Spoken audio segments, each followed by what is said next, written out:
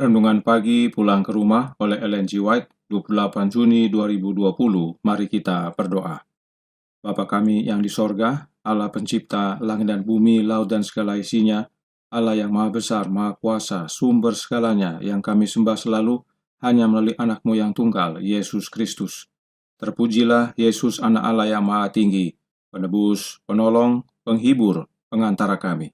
Pada pagi hari ini kami bersyukur boleh bangun dan berbakti dan sebagaimana membaca nasihat firman-Mu, kiranya kebenaran ini Engkau tanamkan dalam hati pikiran kami agar masing-masing kami diubahkan, agar sungguh-sungguh hanya menyembah satu-satunya Allah yang benar melalui anaknya yang tunggal.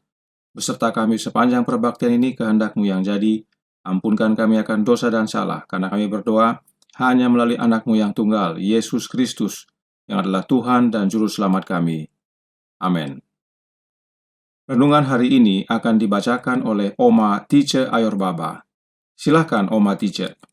Renungan pagi pulang ke rumah oleh Ellen G. White, tanggal 28 Juni tahun 2020, berjudul Menanggung Konsekuensi dari Keputusan yang Diambil. Ayat inti terdapat dalam 1 Yohanes 3 ayat 24 yang berbunyi, "Barang siapa menuruti segala perintahnya, ia diam di dalam Allah dan Allah di dalam dia."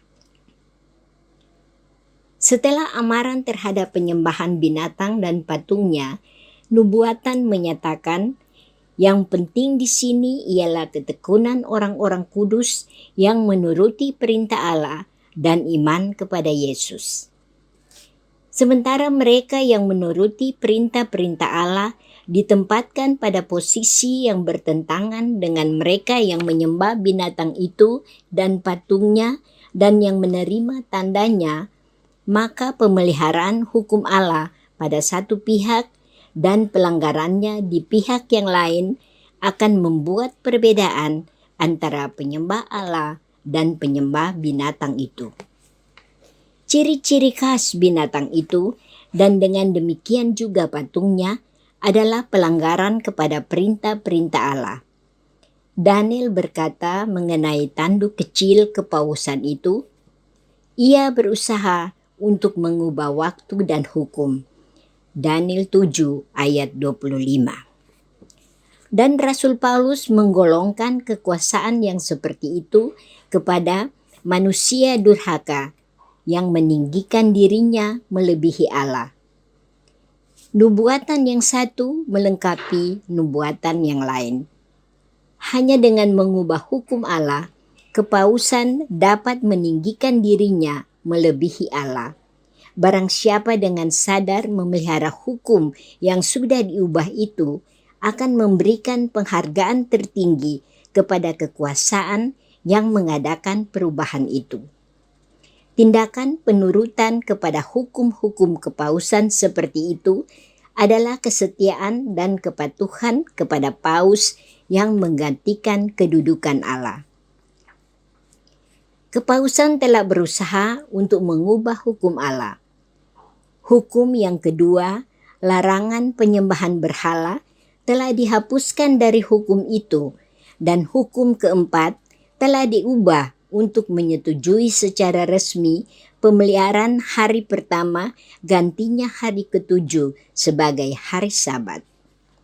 Tetapi para pengikut Paus menyatakan sebagai alasan menghilangkan hukum kedua bahwa itu tidak perlu karena sudah dimasukkan dalam hukum yang pertama dan bahwa dengan demikian memberikan hukum itu seperti yang sebenarnya Allah maksudkan untuk dipahami.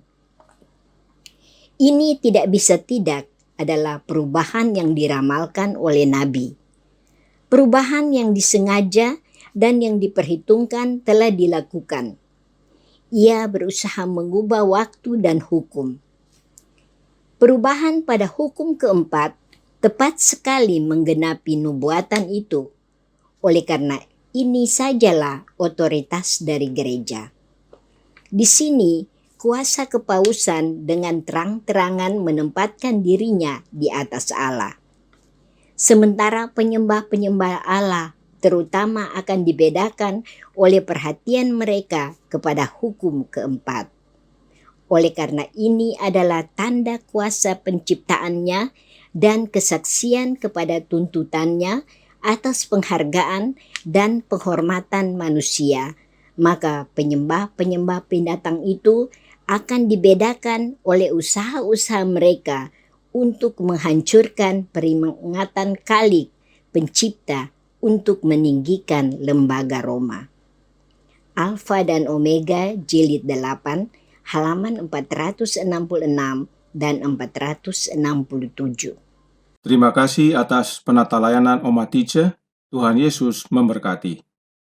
Sebagai informasi, judul renungan hari ini dalam bahasa Inggris adalah The Line in the Sand, yang artinya garis di pasir. Ini adalah sebuah ungkapan dalam bahasa Inggris yang artinya suatu titik di mana seseorang tidak akan lewati, suatu batas akan apa yang akan dilakukan atau diterima seseorang. Ini perlu dipahami agar mengerti judul dalam bahasa Indonesia. Nah, saudaraku dalam Tuhan, dalam usahanya mengubah hukum dan waktu, setan masih menggunakan manusia. Tetapi akan tiba waktunya dia sendiri yang akan lakukan. Mari kita baca Kemenangan Akhir halaman 657 paragraf 4 yang berkata, sebagai puncak tindakannya dalam drama besar penipuan itu, setan sendiri akan mengambil rupa Kristus. Gereja telah lama mengaku menunggu kedatangan Juru Selamat sebagai penyempurnaan dan kegenapan harapan-harapannya. Sekarang, penipu besar itu akan menampakkan bahwa Kristus telah datang. Di berbagai bagian dunia, setan akan menampakkan dirinya di antara manusia sebagai makhluk yang agung, dengan terang yang menyilaukan, menyerupai gambaran anak Allah yang diberikan oleh Yohanes dalam buku Wahyu 1 ayat 13-15. Kemuliaan yang mengelilinginya tidak tertandingi oleh sesuatu apapun yang pernah dilihat oleh mata yang fana ini. Pekik sorak menggelegar di udara. Kristus telah datang, Kristus telah datang. Orang-orang sujud menyembah di hadapannya, sementara ia mengangkat tangannya dan memberkati mereka, sebagaimana Kristus memberkati murid-muridnya pada waktu ia masih berada di dunia ini. Suaranya lembut dan merendah, namun merdu kedengarannya. Dalam nada lembut, penuh kasihan, ia menyampaikan beberapa kebenaran surgawi yang penuh kemurahan sebagaimana yang diucapkan oleh Juru Selamat. Ia menyembuhkan penyakit-penyakit orang, dan kemudian dalam tabiat Kristus yang dipakaikannya, ia mengatakan bahwa, perhatikan, ia telah mengubah Sabat kepada hari Minggu, dan memerintahkan semua untuk menyucikan hari yang telah diberkatinya itu. Ia menyatakan bahwa mereka yang bersikeras menyucikan hari ketujuh menghujat namanya, oleh menolak mendengarkan malaikat-malaikatnya yang dikirimkan kepada mereka dengan terang dan kebenaran. Saudaraku dalam Tuhan, setan sendiri nantinya turun tangan untuk menipu umat Allah agar percaya bahwa Sabat telah dirubah kepada hari Minggu. Tetapi bagaimana reaksi umat Allah?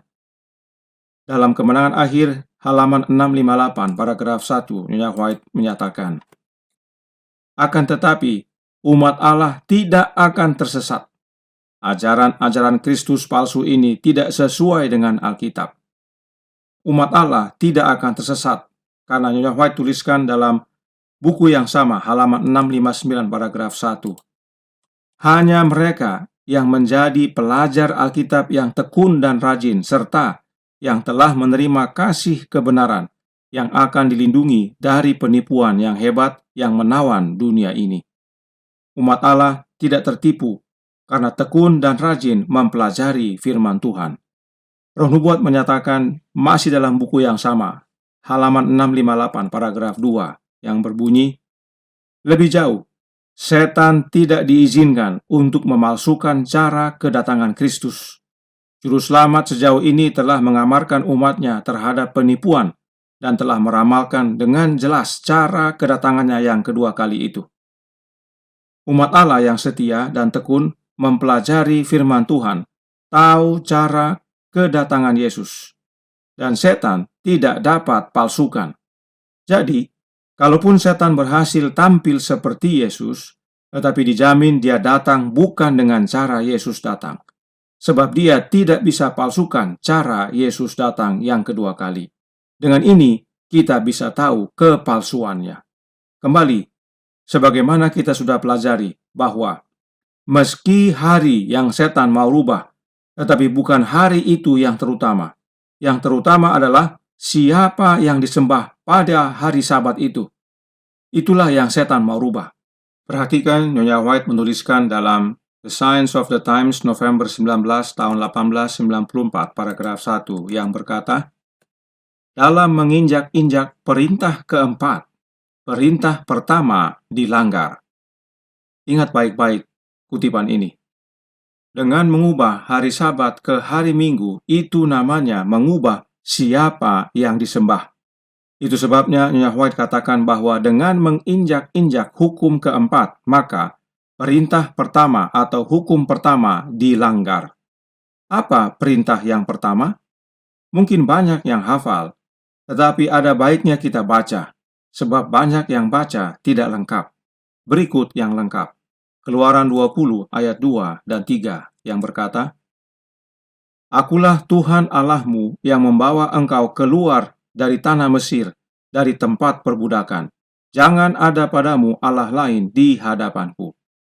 Umumnya umat Allah saat diminta sebutkan hukum pertama hanya menyatakan, jangan ada padamu Allah lain di hadapanku. Ini belum lengkap. Kita harus tahu siapa yang bicara. Dalam ayat 2 dinyatakan siapa yang berbicara. Dan yang berbicara adalah Tuhan dalam huruf besar. Siapakah Tuhan ini? Alkitab sendiri menjawabnya. Yeremia 10 ayat 10 yang berbunyi, tetapi Tuhan adalah Allah yang benar. Dialah Allah yang hidup dan Raja yang kekal. Bumi goncang karena murkanya dan bangsa-bangsa tidak tahan akan geramnya. Tuhan, Dia adalah Allah yang benar dan Allah yang hidup. Nah, siapakah Dia? Yohanes 17 ayat 3 berkata, inilah hidup yang kekal itu, yaitu bahwa mereka mengenal Engkau, satu-satunya Allah yang benar, dan mengenal Yesus Kristus yang telah Engkau utus. Yesus sendiri yang jawab, siapa Tuhan yang adalah Allah yang benar itu? Dia adalah Bapanya. Yohanes 17 ayat 3 ini adalah bagian dari doa Yesus kepada Bapanya. Apakah Allah Bapa ini adalah Allah yang hidup juga?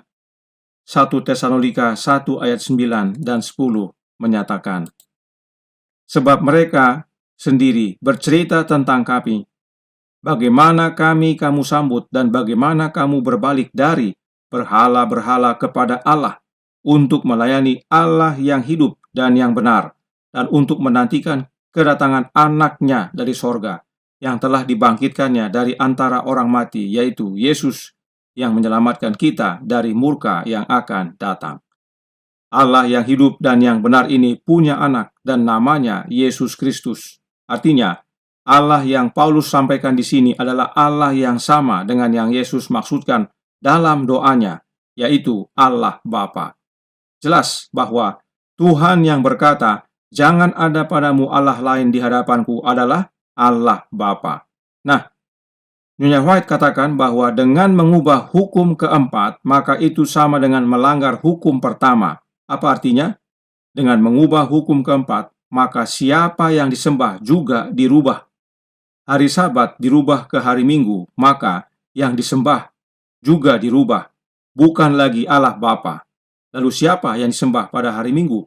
Kita baca kembali pernyataan berikut ini dari Advent Review and Sabbath Herald, volume 13, Desember 16 tahun 1858, halaman 30, paragraf 16, yang menyatakan, beberapa mengatakan hari itu diubah oleh Konstantin. Tetapi bacalah pernyataan berikut dari Douay Catechism halaman 143. Pertanyaan, apa hari Minggu itu atau hari Tuhan secara umum? Jawab, ini adalah hari yang dipersembahkan oleh para rasul untuk menghormati Trinitas yang Maha Suci dan untuk mengenang bahwa Kristus bangkit dari kematian pada hari Minggu, mengirimkan Roh Kudus pada hari Minggu, dan oleh karena itu disebut hari Tuhan, Itu juga disebut hari Minggu dari denominasi Romawi kuno, Dies Solis, hari matahari, yang mana hal itu menjadi suci. Perhatikan, ada hubungan hari Minggu dengan hari matahari, yang dinyatakan sebagai yang membuat hal itu menjadi suci. Semakin jelas maksud dan tujuan mengubah hukum tersebut. Mengubah hari bukanlah yang utama, tetapi siapa yang disembah pada hari itu, itulah yang utama. Hari Sabat untuk menyembah Allah Bapa, hari Minggu untuk menyembah Allah Trinitas. Ini dua hal yang berbeda. Perhatikan tulisan berikut tentang Trinitas. Diambil dari The Two Babylons oleh Alexander Hislop yang berkata, Trinitas mulai di Babylon kuno dengan Nimrod, Tamus, dan Semiramis. Semiramis menuntut pemujaan untuk kedua suami dan anaknya, serta dirinya sendiri. Dia menyatakan bahwa anaknya adalah ayah dan anak laki-lakinya. Ya, dia adalah Allah Bapa dan Allah Anak. Trinitas ilahi pertama yang tidak dapat dipahami. Inilah konsep Trinitas muncul pertama kali, dan ini dibawa turun-temurun dan tersebar ke seluruh dunia. Perhatikan cuplikan ilah-ilah di dunia ini. Trinitas Babylon, Nimrod, Semiramis, Tamus. Trinitas Mesir, Osiris, Horus, dan Isis. Trinitas Yunani, Zeus, Apollo, Athena. Trinitas India, Brahma, Wisnu, Shiva. Trinitas Roma, Jupiter, Mars, Venus. Saudaraku dalam Tuhan, ini hanya cuplikan. Nah, bagaimana dengan di Indonesia? Apakah ada di Indonesia? Kita lihat apa yang dijelaskan dalam Wikipedia. Tridatu. Tridatu atau Tridatu merupakan susunan benang dengan nilai filosofis yang dalam dan diyakini oleh umat Hindu memiliki kekuatan.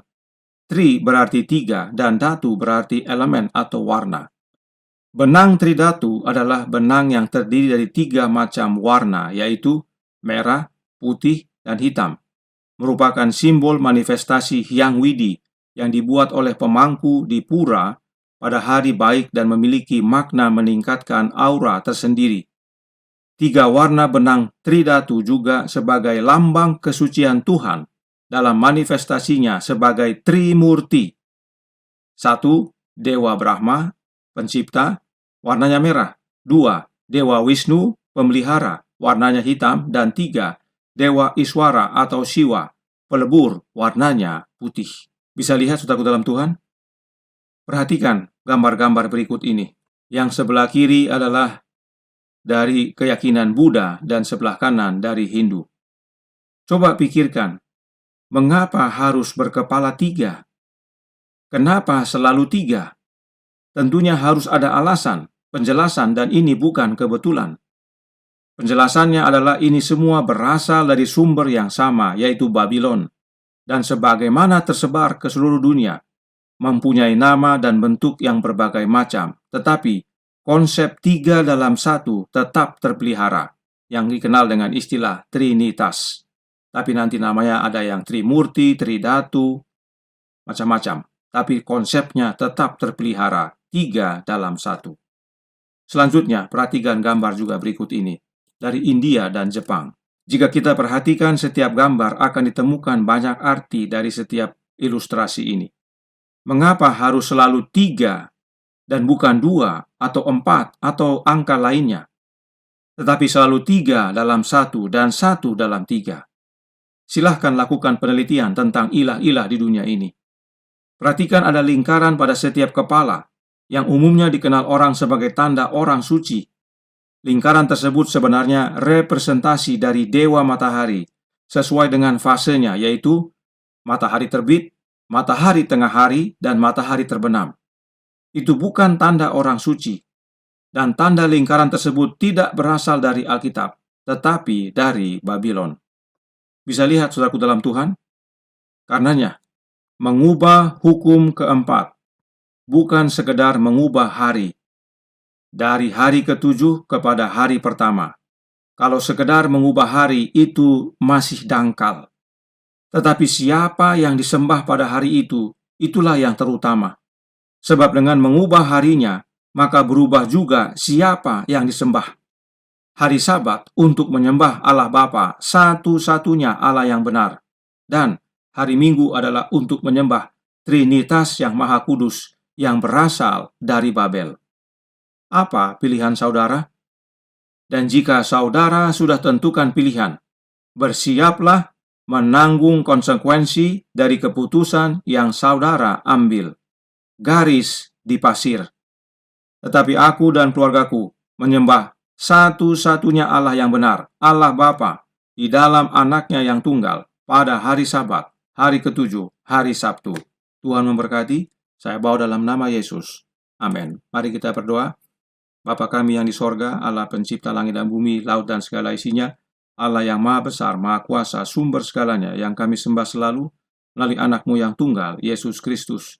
Terima kasih atas pernyataan kebenaran hari ini, agar kami merenungkan dan memilih yang benar. Dan yang sesuai Alkitab adalah hari Sabat, hari ketujuh, hari Sabtu. Dan itu adalah untuk menyembah satu-satunya Allah yang benar, Allah Bapa. Tolong kami ya Bapa, agar kami sungguh-sungguh dalam kebenaran ini. Hingga pada akhirnya Yesus datang menjemput kami semua. Tuhan campur tangan beserta kami sepanjang hari ini. Kehendak-Mu yang jadi, ampunkan kami akan dosa dan salah, karena kami berdoa hanya melalui anak-Mu yang tunggal, Yesus Kristus, yang adalah Tuhan dan Juru Selamat kami. Amin.